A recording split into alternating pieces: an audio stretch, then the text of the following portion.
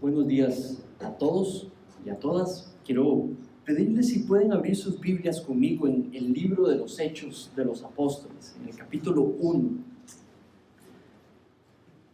Capítulo 1 de Hechos. Hechos está después de los Evangelios. Es el primer libro después de los Evangelios. Es un libro histórico. Y allí quiero pedirte si puedes conmigo leer juntos esta sección, capítulo 1, versículos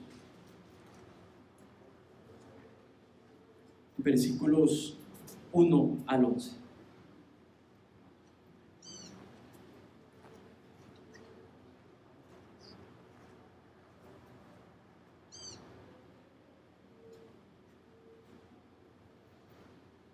Voy a leer desde la nueva versión de las Américas. Esta es una versión que he empezado a utilizar recientemente, más que las demás.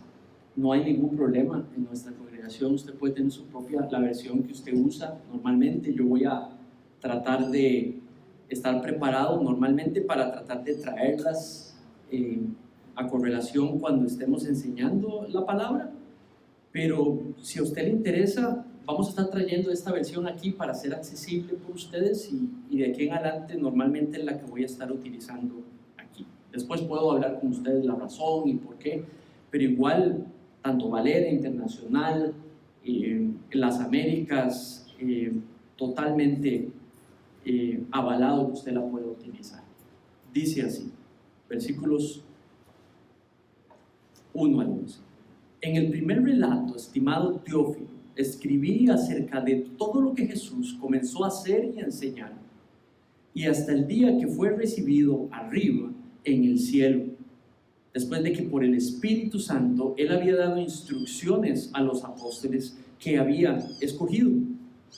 A estos también, después de su padecimiento, se presentó vivo, con muchas pruebas convincentes, apareciéndoles durante 40 días y hablándoles de lo relacionado con el reino de Dios. Versículo 4. Y reuniéndolos, les mandó que no salieran de Jerusalén, sino que esperaran la promesa del Padre, la cual les dijo: oyeron de mí. Porque Juan bautizó con agua, pero ustedes serán bautizados con el Espíritu Santo dentro de pocos días. Entonces los que estaban reunidos le preguntaron: Señor, ¿restaurarás en este tiempo el reino de Israel? Jesús les contestó: no les corresponde a ustedes saber los tiempos ni las épocas que el Padre ha fijado con su propia autoridad. Pero recibirán poder cuando el Espíritu Santo venga sobre ustedes, y serán mis testigos en Jerusalén, en toda Judea, en Samaria y hasta los confines de la tierra. Después de haber dicho estas cosas, fue elevado mientras ellos miraban, y una nube lo recibió, lo ocultó de sus ojos. Mientras Jesús ascendía, estando ellos mirando fijamente al cielo, se les presentaron dos hombres en vestiduras blancas que les dijeron: varones galileos, ¿por qué están mirando al cielo? Este mismo Jesús que ha sido tomado de ustedes al cielo vendrá de la misma manera, tal y como lo han visto ir al cielo. Vamos a poner este ratito en manos del Señor y vamos a adentrarnos a estudiar minuciosamente este texto. Oremos. Padre, en esta mañana te damos gracias por el privilegio que tenemos de congregarnos. En libertad, Señor, podemos venir y hacer asamblea como creyentes, juntos, reunidos, no solamente para orar los unos por los otros, tener comunión entre creyentes, no solo para que nuestras almas canten sobre quién eres y lo que has hecho por nosotros, pero también, Señor, para que puedas conformarnos hoy, por medio del estudio de tu palabra, un poquito más a la imagen de tu Hijo Jesús. Te pido, Señor, que nos permitas descubrir, Señor, lo que estás diciendo en el texto. Te pido, Señor, que puedas enseñarnos hoy la intención, Señor, para la cual escribiste esto y que querías que leyéramos y estudiáramos hoy en esta mañana. Padre, y por último te pido, Señor, que generes el efecto que quieres generar en cada uno de nosotros, producto, Señor, del estudio de esta sección de tu palabra, para tu gloria. En el nombre de tu Hijo Jesús te pido esto. Amén.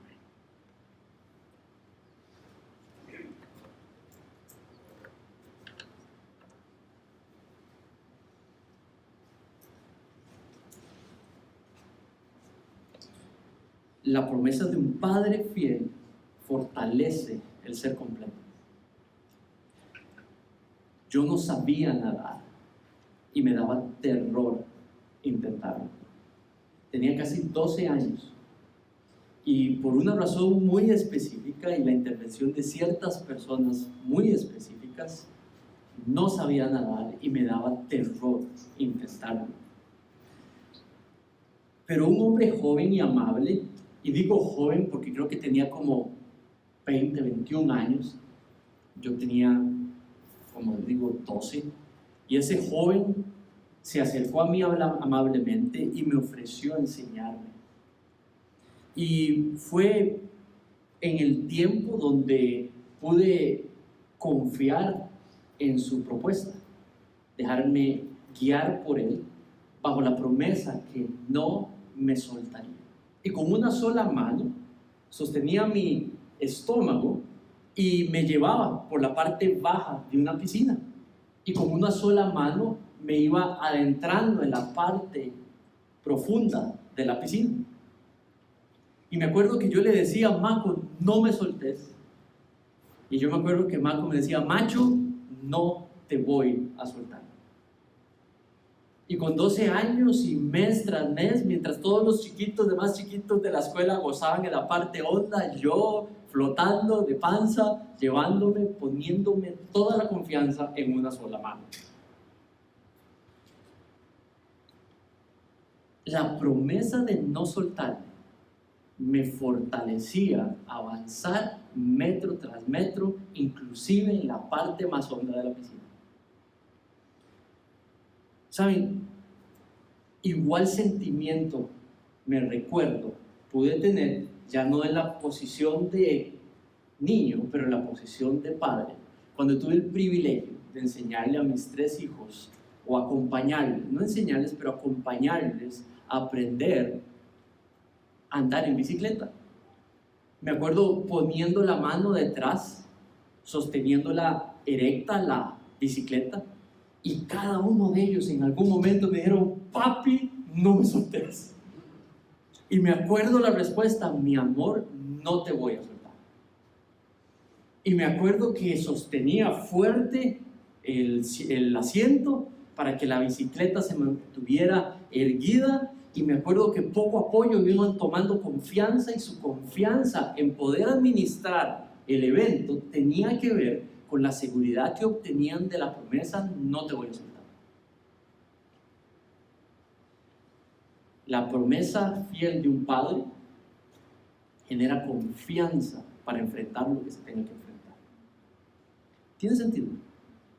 Este texto, lo que él enseña, está fundado en una promesa. Lo que Lucas le está enseñando en esta sección depende de una promesa. De una promesa de un padre fiel que va a estar apoyando. Un padre fiel que va a estar habilitando. Un padre fiel que va a estar empujando la iglesia para que cumpla lo que el texto manda. Y la iglesia tiene que simplemente recibir confianza de la promesa de un padre fiel que va a sostenerla y va a producir fruto por medio de sus esfuerzos para cumplir lo que él le pide a esa iglesia.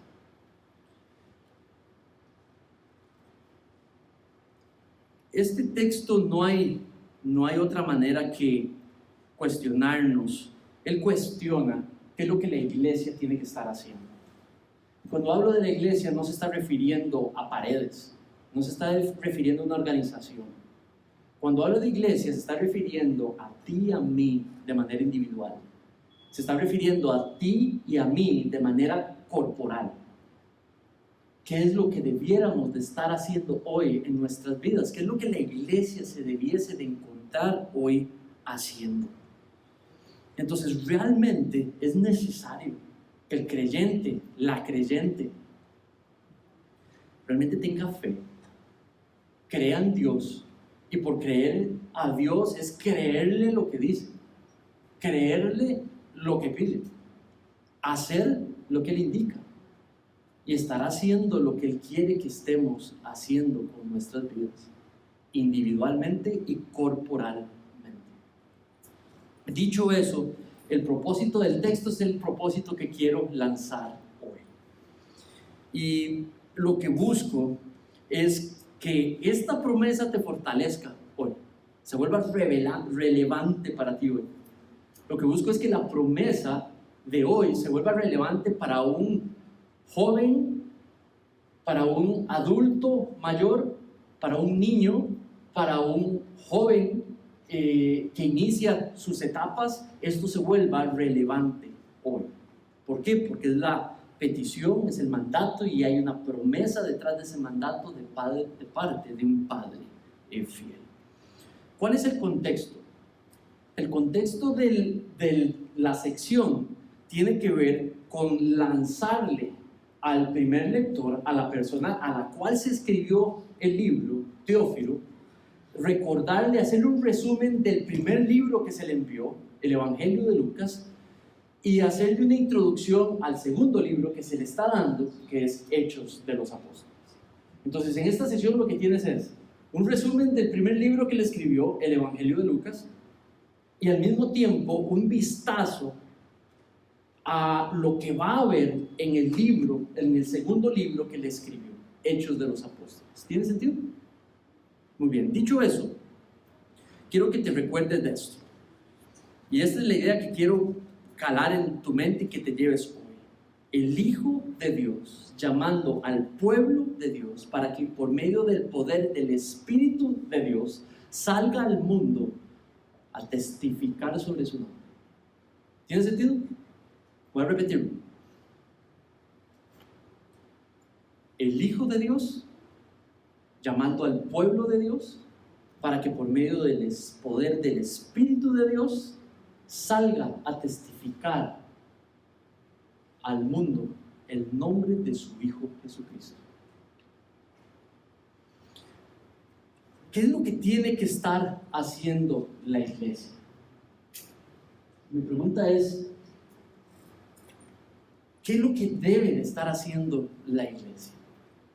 ¿Saben? Si usted me hubiera preguntado hace tal vez unos 15 años, yo le hubiera dicho, gozándome con mis amigos en la iglesia, creciendo en su palabra y cantando al Señor como cristianos. Hace 15 años tú me hubieras preguntado eso y posiblemente eso es lo que yo hubiera respondido. Bueno, la pregunta es, ¿cuál es tu respuesta? ¿Qué piensas que es lo que tiene que estar haciendo la iglesia? ¿Qué es lo que te han enseñado? ¿Qué es lo que tiene que estar haciendo la iglesia? Y esa es la pregunta que quiero que respondas con el texto. Quiero invitarte a que no sea tu opinión, que sea con lo que está enseñando el texto, puedas responder esa pregunta. Y la vamos a responder juntos al final. Lo que tienes en esta sección, creo yo, es específicamente Cristo poniendo en marcha el plan global de Dios. Ahora, déjame aclarar un poco ese enunciado. ¿Qué quiere decir de que Cristo esté poniendo en marcha el plan de Dios y qué es lo que no quiero decir con ello? Bueno, lo primero es que tienes el Evangelio de Lucas, donde Lucas ha explicado las obras y las enseñanzas de nuestro Señor Jesucristo en el poder del Espíritu Santo. Lo que pudo enseñar, lo que pudo hacer en el poder del Espíritu Santo. Y ahora lo que tienes en el libro de los Hechos es las obras de nuestro Señor Jesucristo en el poder del Espíritu Santo, pero por medio de sus apóstoles, por medio de su iglesia. Obras en el primer libro, obras en el segundo. En el primero Jesús en persona, en el segundo Jesús por medio de sus apóstoles y su iglesia. Entonces el plan global de Dios es uno que empezó desde el inicio, desde antes de la creación. Dios se propuso traer salvación a la humanidad. Vemos el Antiguo Testamento, Dios por medio de Abraham dando la promesa de ser bendición para las naciones. Vemos por medio de la nación de Israel que las naciones podrían conocer a Dios al venir a Israel como nación y reconocer la grandeza del Dios de Israel. Ahora, lastimosamente, Israel se volvió como las naciones. Y es justamente Cristo el que lanza la nueva era del plan de Dios. Un nuevo tiempo, una nueva etapa del progreso del plan de Dios. Y lo que vemos en esta sección es que es nuestro Señor Jesucristo el que pone en marcha la nueva etapa, la nueva era del plan de Dios. Entonces no es que el plan de Dios de traer el Evangelio, la salvación a las naciones, empieza aquí, pero lo que sí empieza aquí es una nueva etapa de ese plan y lo pone en marcha nuestro Señor Jesucristo. Lucas lo que quiere es que usted y yo entendamos hoy que Dios está trabajando activamente. Dios está trabajando activamente, independientemente de lo que usted y yo estemos haciendo. El plan de Dios está en marcha y está en progreso, independientemente de lo que Familia de Fe decida hacer, como cuerpo o individualmente. Dios está trabajando y está activo, ha estado activo. Y nuestro texto lo que dice es que es Cristo el que lanza, desde ese día, lanza a la iglesia a un plan, a una misión, a un propósito para existir. Entonces la pregunta cabe: ¿qué es lo que la iglesia debiera de estar haciendo? ¿Qué es lo que Manrique 2021 debiera de estar haciendo? ¿Qué es lo que tú debieras de estar haciendo como iglesia? Entonces mira cómo empieza. Dice el versículo 1: en el primer relato, estimado Teófilo, escribí acerca de todo lo que Jesús comenzó a hacer y a enseñar. Y eso se está refiriendo a un resumen del Evangelio de Lucas. Dice: hasta el día en que fue recibido arriba en el cielo, después de que por el Espíritu Santo Él había dado instrucciones a los apóstoles que había escogido. Eso es un resumen de el Evangelio de Lucas. Obras, revelación del carácter de nuestro Señor Jesucristo, pero también instrucción a sus apóstoles que había escogido. Ve conmigo a Lucas 24. Quiero que veas la conexión entre todo un libro y este otro libro. Lucas 24. Y allí, quiero porfa que leamos del 45 al 49. Lucas 24, 45 al 49.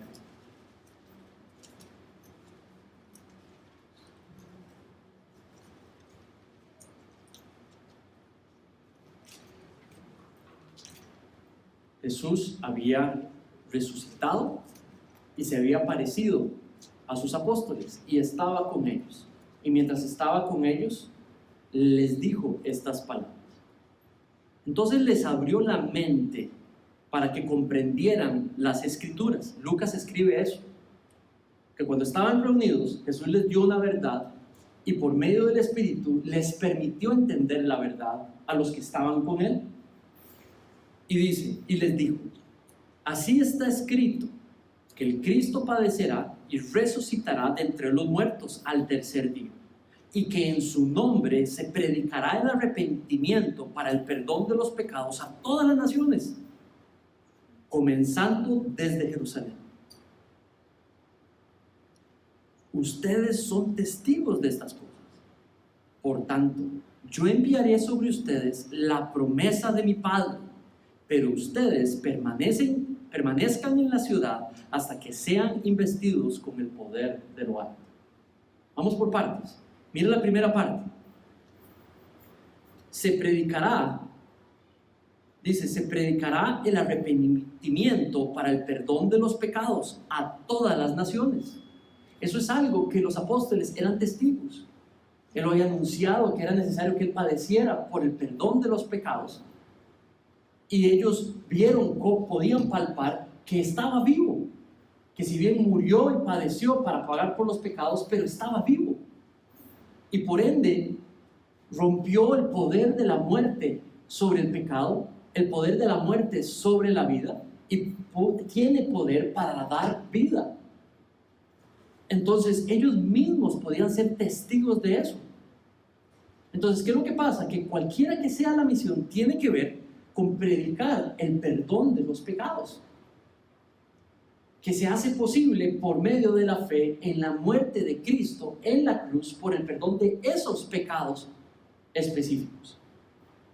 Y que los apóstoles podían ver eso, entender eso personalmente. Y que eso es lo que ellos tenían que ser testigos a otros de lo que habían recibido, de lo que habían visto. Entonces dice, la segunda parte que dice, ustedes son testigos de estas cosas. Todo lo enseñado, todo lo dicho, todo lo ejemplificado, pueden testificar a otros. Ahora mira lo que dice. Por lo tanto, yo les enviaré la promesa del Padre. Y aquí es donde entra la palabra promesa. Lo que quiera decir con lo que les está mandando a hacer, tiene y depende con el regalo de la promesa del Padre.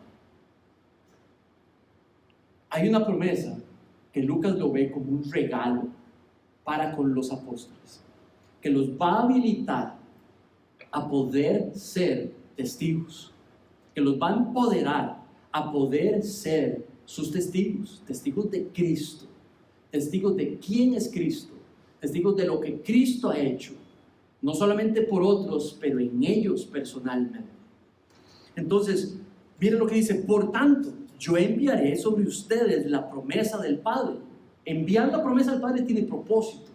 El propósito es que puedan ser testigos, pero dice que no lo van a poder hacer solos, que no lo van a poder hacer en sus propias capacidades, ni en su propia sabiduría. Dice, pero ustedes permanezcan en la ciudad hasta que sean investidos con un poder de lo alto.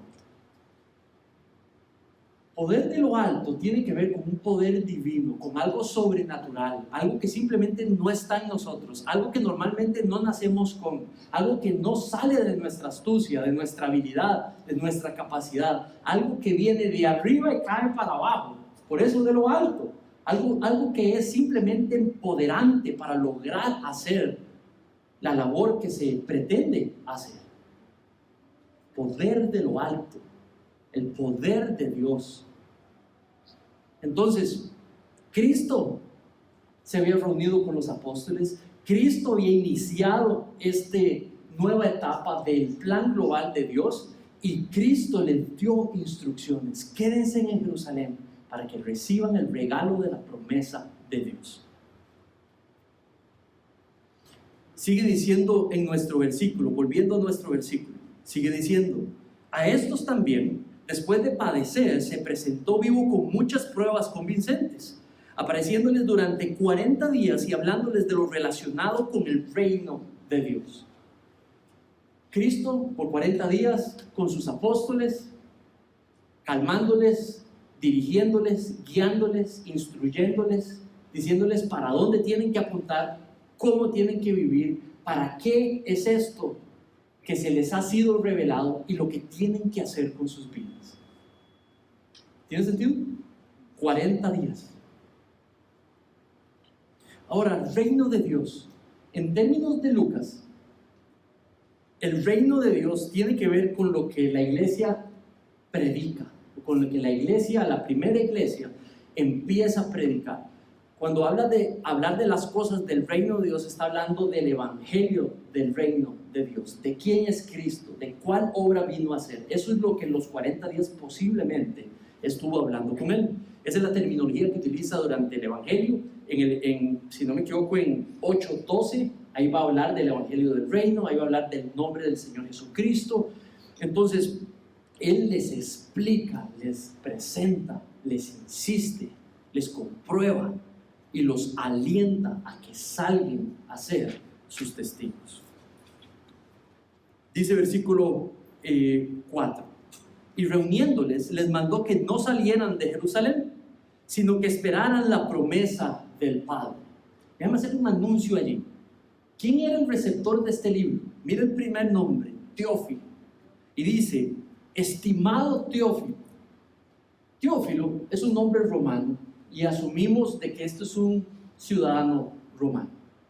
Ahora, al decir estimado, es una palabra que normalmente se hubiera dicho a alguien, lo normal que se hubiera interpretado es alguien de alguna posición importante. Ahora, si esa posición es espiritual importante, políticamente importante, socialmente importante, no lo podemos saber a ciencia cierta. Pero lo que sí es cierto es que lo importante que sí podemos comprobar es que Lucas quiere que Teófilo tenga una perspectiva correcta del cristianismo. Para Lucas es importante que Teófilo tenga una perspectiva correcta sobre lo que Cristo vino a hacer, sobre quién Cristo es. Pero ahora, lo que quiere que tenga una perspectiva correcta en Hechos de los Apóstoles es lo que Dios en su poder ha estado haciendo a través de sus apóstoles para la gloria de Dios por mandato de nuestro Señor Jesucristo. Teófilo en el primer libro mira a Cristo trabajando. Teófilo en el segundo libro mira a su iglesia, a Cristo trabajando en su iglesia en el poder del Espíritu Santo.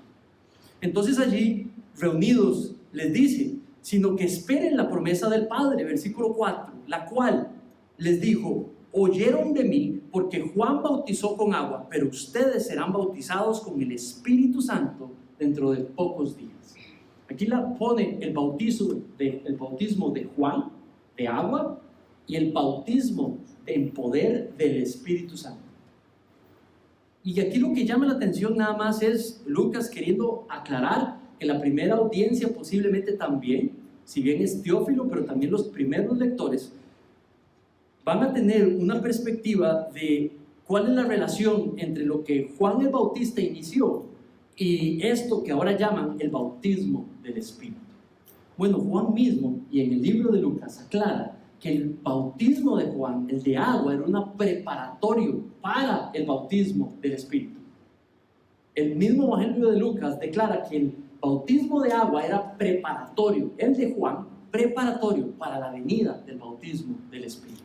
Por eso no sé si se acuerdan cuando dice: yo no soy el Cristo, pero vendrá uno que bautizará con el Espíritu Santo, ¿verdad? Entonces, ahí es la aclaración solamente.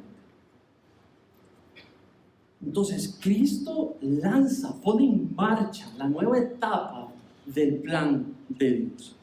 Cuando hablo de nueva etapa, no creo ya sea utilizando a Israel como nación. Cuando hablo de nueva etapa, está claramente hablando con el grupo que ha escogido sus apóstoles para lanzarlos a la misión. Ahora, para Lucas no es importante hablar ¿y qué va a pasar con Israel? ¿O qué pasó con Israel? ¿O qué ya sí, qué ya no con Israel? No le es muy importante a Lucas. Lo que le es importante a Lucas es lo que viene para los mensajeros de Cristo, para los creyentes de Cristo. Y eso es lo que le ocupa a él hoy. Entonces, cuando les digo sobre Cristo poniendo en marcha el plan de Dios, te pregunto, ¿qué es lo que la iglesia tiene que estar haciendo? Si Cristo puso en marcha el plan global de Dios, ¿qué es lo que tú y yo debiésemos de estar haciendo hoy, 2021, con todas nuestras circunstancias, en la vida que hemos escogido, en la vida que llevamos? ¿Qué es lo que debiéramos estar haciendo? En lo individual y en lo corporal. Y creo que la primera respuesta tiene que ver con la primera manera en la que pone en marcha ese plan en el texto. pone el plan de Dios en marcha, o al menos esta nueva etapa, como un mandato, testificar. Mira el versículo 8, dice: pero recibirán poder, el Espíritu Santo venga sobre ustedes y serán mis testigos en Jerusalén, en toda Judea, en Samaria y hasta los confines de la tierra. No es un consejo, es un mandato. Un mandato no se espera, un rechazo, se espera una aceptación humilde. Una instrucción y un mandato de Dios para Manrique, de Dios para cada uno de ustedes, de Dios para nuestra iglesia, no se espera una administración para ver si lo hago o no. No es algo que se considera, es algo que se cree o no se cree, es algo que se pone la fe en ello o no se pone la fe en ello, es algo que se obedece o no se obedece. Un mandato, en esta nueva etapa que el Señor me ha regalado con mis hijos, el poner en práctica, el enseñarles a nuestros hijos a obedecernos como sus padres, es súper interesante la manera de cómo uno le puede presentar esa orden a ellos. Si los chicos están mandados por Dios a que obedezcan a sus padres, son los padres los que tienen que enseñarles a los hijos a obedecerles a ellos. Nadie lo va a hacer por los padres. Es el primer rol de los padres. Ahora, cuando enseñamos a alguien a obedecer, creo que es estrictamente un llamado a poner la confianza en aquel que son llamados a obedecer, con la instrucción y con la provisión que se les da. Y es un trabajo difícil, confiar en otro, en que algo que él me está pidiendo yo lo tengo que hacer. Es un trabajo difícil, también es un trabajo practicar. Entonces tiene que ver con fe, tiene que ver con creerle. Cuando hablamos de obedecer, ahí es donde mostramos si creemos en Dios. Sí, yo creo en Dios. No, usted lo demuestra si usted hace lo que Él dice. Una cuestión es decir yo creo en Dios, otra cuestión es creerle a Dios. Le creemos a Dios cuando hacemos lo que Él dice, cuando confiamos en lo que Él pide. Entonces, dice testificar. ¿Qué es testificar? Yo creo que la palabra cabe, la palabra que ellos utilizaban en ese tiempo, que traducen en nuestro español testificar, o la manera en la que lo utilizaban, cabe el hecho que sucede cuando usted es invitado a un caso a dar testimonio sobre algo que sucedió. Un testigo se presenta y da testimonio en la corte sobre algo que vio, entendió, visualizó y dice tal como sucedió. Se espera que lo diga tal como sucedió, que diga la verdad, que no se deje nada. ¿Tiene sentido? En una corte el juez espera que el testigo sea fiel, que el testigo diga la verdad. De eso depende que el juez pueda emitir un buen criterio. Un testigo fiel.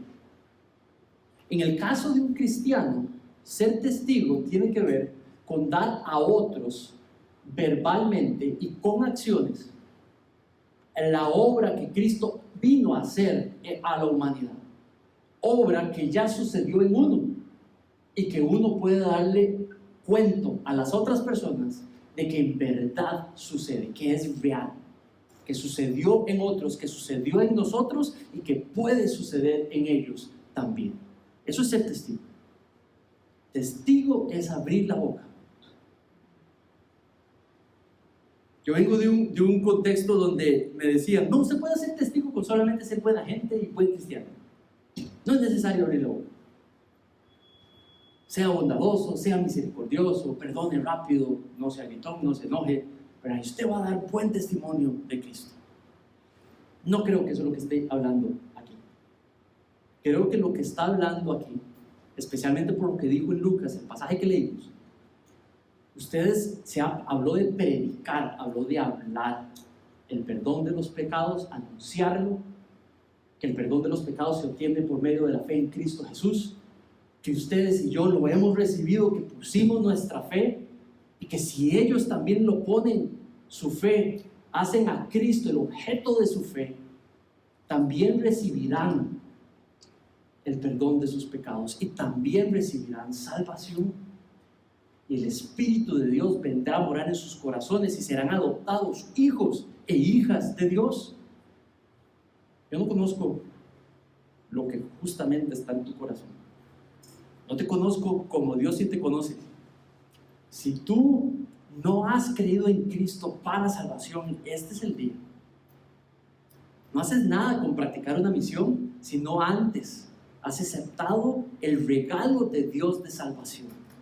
El que puedas vivir y coexistir con una mujer y un hombre perdonado, redimido, redimida, justificado, justificada, que no tiene que pagar por sus pecados, porque Cristo pagó por ellos.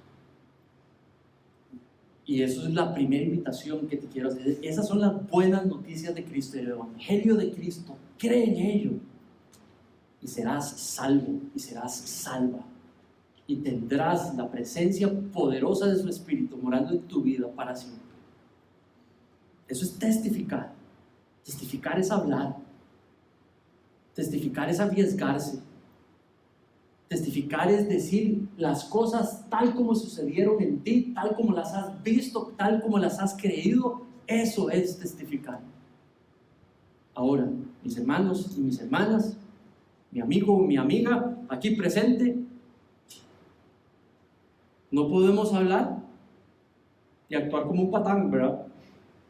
No, la manera de ser confirma la fe. La manera de vivir confirma la fe. Y un ejemplo de esto es todo el libro de los Hechos de los Apóstoles. Los cristianos están en misión. Los cristianos no viven para su propia misión. Los creyentes viven para la misión de Cristo. Testificar. Testificar a Cristo. Esta no es un área de la iglesia. El primer error a este mandato es creer que esto es un área de la iglesia. No está en la razón de ser de la iglesia. Ese es el propósito para el cual fue creada la iglesia, testificar. Entonces esto no tiene que ver con que algunos de la iglesia practiquen misiones. No, esto tiene que ver con que cada miembro de una congregación, cada miembro del cuerpo de Cristo, universal y local, ponga en práctica el propósito para el cual fue salvado, y testifique fielmente.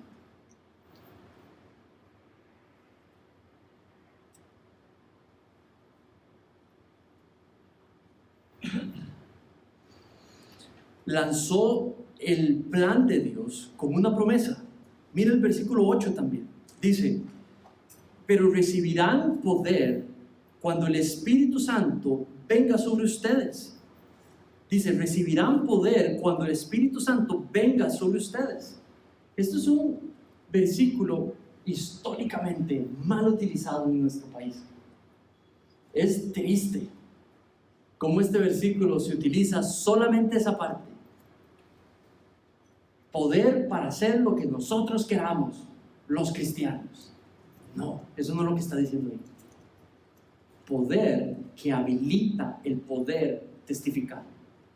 No es poder para hacer lo que nosotros creamos, querramos en la vida. No es poder para que podamos trabajar mejor. No es poder para que podamos ser mejores padres. No es poder para que podamos lograr nuestros propósitos en nuestra vida. Es poder para hablar sobre Cristo. Es poder, habilitamiento para poder valientemente, consistentemente, constantemente estar testificando a Cristo. El poder sobrenatural para hablarle a otra persona sobre lo que Cristo ha hecho en tu vida y lo que desea hacer en la vida de la otra persona. Poder sobrenatural. Y esta es una promesa. Las misiones se practican porque son respaldadas por una promesa. Que Dios producirá fruto. Que Dios producirá fruto. Lo único que tienes que hacer es creer y tener fe en Dios. Testifica, habla alto. Si se burlan, habla alto. Si te rechazan, habla alto, testifica, créele a Dios. Porque hay poder de lo alto respaldando lo que Dios te ha mandado hacer. Testifica. Cristo puso en marcha el plan, la nueva etapa del plan de Dios. Las obras, el tiempo, la nueva era del Espíritu, trabajando por medio de los cristianos y las cristianas que simplemente le creen a Dios y salen a presentarle el Evangelio a aquellos a su alrededor. Estoy convencido que Dios ha puesto en Manrique personas cercanas a Manrique para que crean en Cristo. Pero también Dios ha puesto personas lejos de Manrique para que Manrique vaya donde esas personas que están lejos de Él y conozcan a Cristo.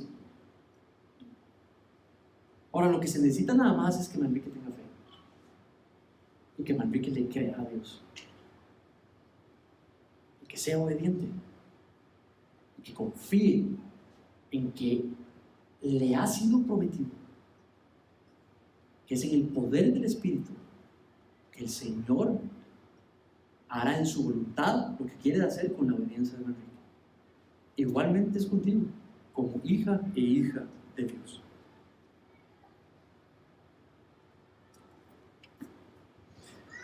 Los apóstoles le hacen una pregunta a nuestro Señor Jesús. Mire el versículo 6. Entonces los que estaban reunidos le preguntaban: Señor, ¿restaurarás en este tiempo el reino de Israel? Jesús les contestó, versículo 7. No les corresponde a ustedes saber los tiempos ni las épocas las épocas que el Padre ha fijado con su propia autoridad. Esta era una duda de cualquier judío común y corriente en ese tiempo. Ellos, como parte del pueblo de Israel, estaban pendientes de cuándo se iba a cumplir la promesa de la restauración de Israel. Entonces, ya que ven que Jesús está hablando de tiempos futuros, de lo que viene para adelante, ellos se adelantan y le preguntan: ese es el tiempo que ya, entonces viene el Espíritu Santo y Israel como nación va a ser restaurada. Este texto no dice nada sobre esa respuesta. No dice nada sobre sí, no aquí. No le es importante a Lucas decirle a Teófilo cómo funciona, cómo es, qué sucederá, cuándo sucederá. Lo que le es importante a Lucas es decirle lo que tienen que estar haciendo los seguidores de Jesús. Eso es lo que le importa decir. Y eso es lo que dice. En vez de estar viendo para el cielo, para ver cuándo se abre el cielo y viene nuestro Señor Jesucristo, vea para adelante, iglesia, y vaya y predique el Evangelio. Y ese es el mensaje. En vez de estar pensando en 50,000 cosas, planificando sobre nuestras vidas, necesitamos poner los pies en la tierra como iglesia y asegurarnos que estamos viviendo para la misión de Cristo. A veces hablamos en términos de las misiones, la misión, el misionero. Quiero incluirte en un nuevo término: misional. Dios por naturaleza es misericordia, es su atributo. Y de su misericordia, Él sale a traer salvación a otros. ¿Tiene sentido? Es lo natural, es lo que responde a su carácter. Si su carácter es misericordia por otros que viven muertos en sus pecados, es su misericordia lo que movió a proveer salvación para esas personas.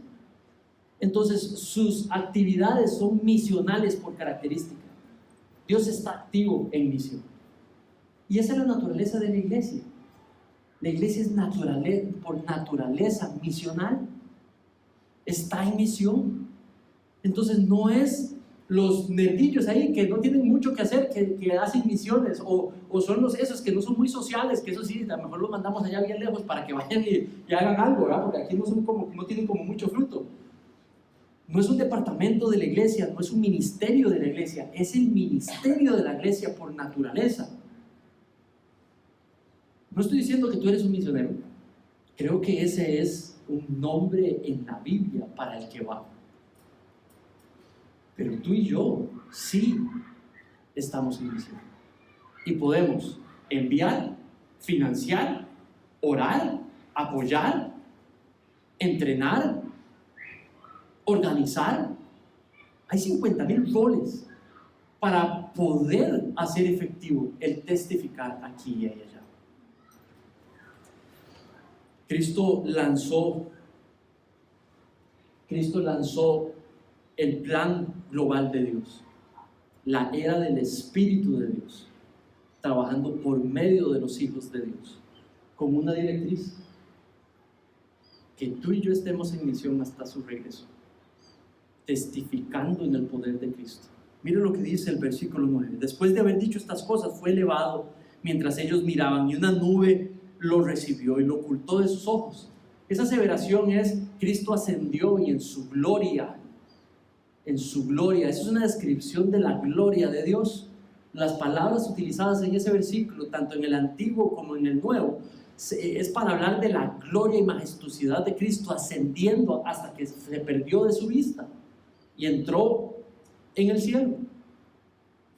El versículo 10 dice: mientras Jesús ascendía, estando ellos mirando fijamente al cielo, se le presentaron 2 hombres en vestiduras blancas y que les dijeron: varones galileos, porque están mirando al cielo.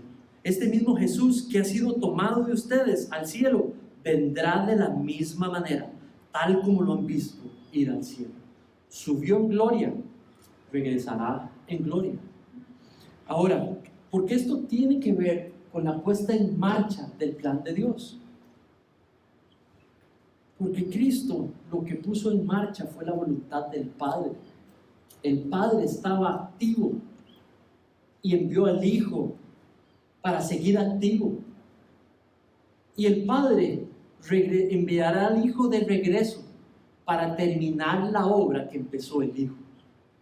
La iglesia hace lo que hace, el cristiano y la cristiana hace lo que hace en el contexto del plan que está en marcha de Dios, en medio de la actividad de Dios. Y Él regresará para terminar lo que Cristo empezó y lo que la iglesia planificó. Entonces, ¿qué es lo que pasa? Que mientras usted y yo estamos en misión, Él regresará y terminará lo que Él pidió que estuviésemos haciendo como iglesia, como personas individuales. Entonces, 3 conclusiones. Este pasaje refleja el llamado de la iglesia. La meta del Espíritu es operar en una iglesia que está obediente en misión, testificando. En vez de preocuparnos por saber cuándo viene, deberíamos de preocuparnos por lo que quiere que estemos haciendo cuando Él regrese.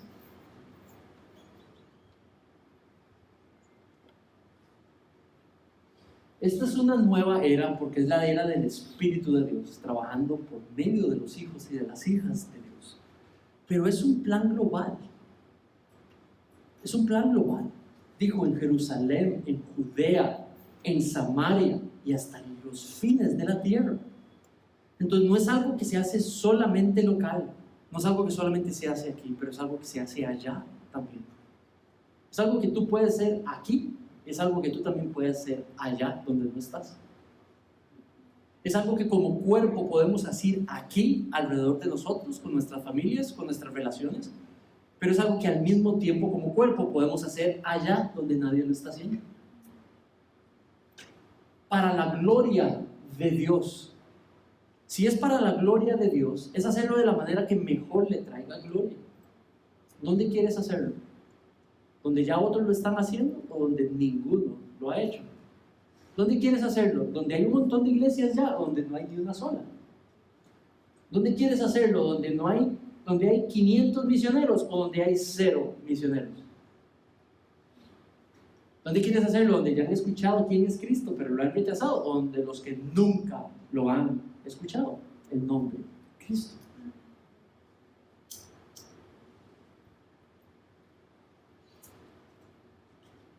En otro testimonio de otro apóstol, dijo: toda autoridad me ha sido dada, tanto en el cielo como en la tierra. Por tanto, vayan y hagan discípulos de todas las naciones, bautizándolos en el nombre del Padre, del Hijo y del Espíritu Santo,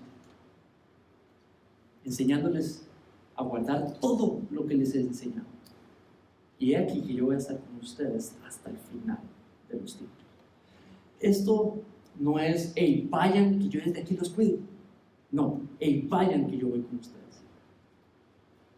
Dios levantará a algunos de nosotros para ir.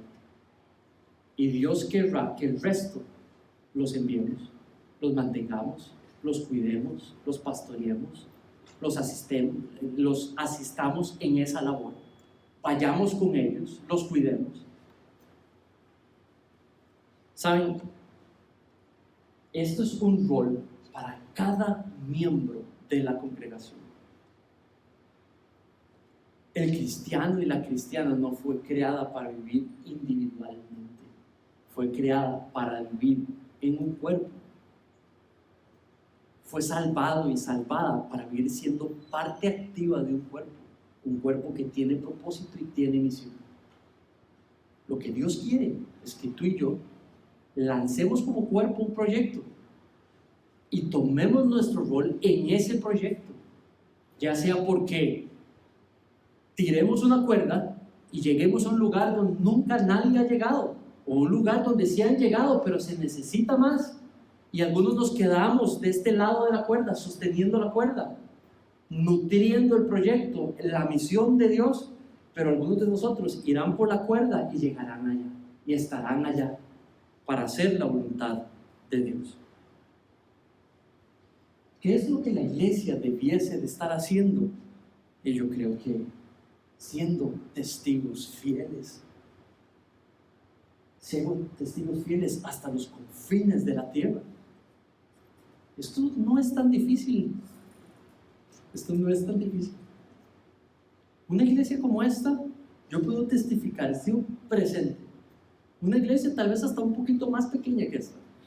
En cuestión de 3 años, pude ver cómo nos organizamos para plantar una iglesia en el norte de Irak, en una proyección de 10 años, con un presupuesto completamente planificado, con una estructura, con un plan, con una asesoría, con estrategia completa, para mantener una familia misionera nuestra en esa iglesia donde estábamos por un periodo de 10 años, con un proyecto completamente planificado de testificar en un lugar donde no había ni una sola iglesia, ni un solo cristiano, aprendiendo el lenguaje, insertándose en la cultura y testificando fielmente. Lo que se necesitaba nada más era creer y tener fe. Y la iglesia lo planificó. Y la iglesia está ejecutándolo hoy. Familia de fe, lo que tiene que hacer es creer, nada más. Este es el mandato misional, esta es la misión de esta iglesia. Y cuando digo es un mandato, esto es lo que debería de ser el ADN de esta iglesia. Vivir fielmente para Cristo aquí, proclamándolo a las naciones para la gloria de Dios aquí y allá. Ser miembro de la IFE es vivir este mandato, pero es hacerlo para la gloria de Dios. ¿Dónde, cómo es que se glorifica más Dios? ¿Sabes? ¿Qué es lo que la iglesia debiese de estar haciendo? ¿Qué es lo que tú debieses de estar haciendo en la iglesia? Y la respuesta es creyendo en esa promesa de que si en el tiempo de Dios, en el momento de Dios, el Señor levanta hombres o mujeres dentro de nuestra congregación o apoya hombres o mujeres que ya están allá haciendo la misión, todos como cuerpo nos uniremos para encontrarnos siendo fieles, practicando el llamado de Dios. La próxima semana, próximo martes, vamos a estar orando por esto, por nosotros, para que en el tiempo de Dios el Señor nos ponga una posición activa en este ámbito específico. Este mes de misiones lo que busca es generar la cultura misional en la iglesia, como una de las marcas de esta congregación. El martes vamos a estar orando por eso, por Zoom. Te invito a estar allí. Si no tienes medios de cómo hacerlo, me avisas, nos llamas a algunos de los que has visto y podemos darte el link para que ores con nosotros. Podamos orar como iglesia para el rol, el futuro de esta iglesia en la misión. El jueves vamos a ver la fe puesta en práctica de varias congregaciones que enviaron 5 familias hace cerca de ya, si no me equivoco, 40, 45 años a Ecuador. 5 familias completas enviadas por sus iglesias a ir a un lugar donde nunca habían predicado el evangelio. Es más, el que se acercaba se lo comía. Y fueron las 5 familias.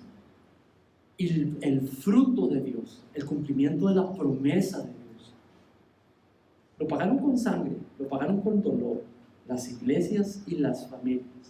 Pero nada más quiero que veas en esa película durante 1 hora solamente, veas un documental del fruto de la fe, del cumplimiento de la promesa de Dios, para que veas cómo inició, pero cómo terminó y cómo está hoy. Iglesias fieles, hombres y mujeres fieles al mandato de Dios. El domingo tenemos un pastor invitado. En el 1970, un ingeniero se metió en la jungla panameña, justo la zona que está entre Costa Rica y Panamá, esas montañas, esa cadena de montañas, y fue a las tribus Nove, a la etnia Nove. Los Noves son costarricenses y son panameños, se trasladan hacia el norte o hacia el sur, y se llama la nación Nove. En 1970 este ingeniero dejó su trabajo en Panamá y se incrustó y empezó a predicar el evangelio. Hoy por hoy, este compañero, este pastor que va a estar con nosotros el sábado, él es el encargado, fue en 1970, 30, 20, 55 años. Ahora él es el encargado, el director de entrenar pastores dentro de esa época. Ya hay iglesias, ya hay pastores. La obra que ese ingeniero empezó, ahora fructificado al punto que yo y otros hemos podido ir a instruir teológicamente a los líderes y a los pastores. Un proyecto que empezó hace 50 años y hoy es inmenso. El Señor ha sido fiel y lo van a poder ver. Esa es la idea, ver la historia de una iglesia en misión. Si Dios ha bendecido otras iglesias que han creído a Dios y se han puesto en la misión, Dios sigue bendiciendo hoy al que sea fiel hoy también. ¿Tiene sentido? Por eso presentamos el mes como un tiempo en el que vamos a ver la historia de la iglesia en misión. Vamos a hablar.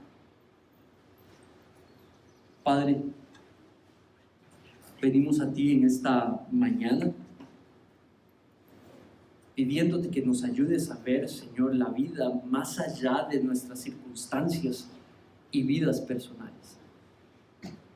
Pero que nos puedas tomar cada uno de nosotros hoy, Señor, y nos ayudes a humildemente disponernos a confrontarnos y chocarnos con esta palabra tuya de mandato, de testificar. Estoy seguro que muchos de aquí, Señor, lo hemos hecho, lo hacemos, otros tal vez no, o empiezan o temen cómo hacerlo. Padre, quiero pedirte que cualquiera que sea la circunstancia, tú puedas guiarnos, de que tienes un propósito para esta mañana aplicable para esa circunstancia hoy. Señor, muévete en nuestras vidas. Entrénanos, Señor. Provéenos los recursos, Padre Santo, los medios, para que cada uno de nosotros podamos recordar la inmensa bendición de la salvación que hemos recibido, que podamos aceptar, confiar y creer en tu llamado, Señor, a ser testigos de tu Hijo Jesucristo, de lo que ha hecho en nuestras vidas para tu gloria, por tu voluntad, y que quiere hacer en esas personas que has puesto a nuestro alrededor. Señor, entrena en esta iglesia cómo dar a conocer el corazón del Evangelio, los elementos del Evangelio, las buenas nuevas del Evangelio. Entrénanos, Padre, ayúdanos a organizarnos para que cada miembro de familia de fe esté capacitado y entrenado para con fe testificar sobre tu Hijo Jesucristo y la obra que ha hecho en su ser. Te pedimos nos organices como iglesia, Padre, para que como una podamos encontrarnos fielmente escribiendo un capítulo, aunque sea pequeño, Señor, de esta historia de tu iglesia en misión, por el poder de tu Espíritu en nosotros, para tu gloria solamente. Que por gracia, para tu gloria, esta iglesia escriba su pequeñísima parte en la historia de la iglesia en misión. En el nombre de tu Hijo Jesús te pedimos esto. Amén.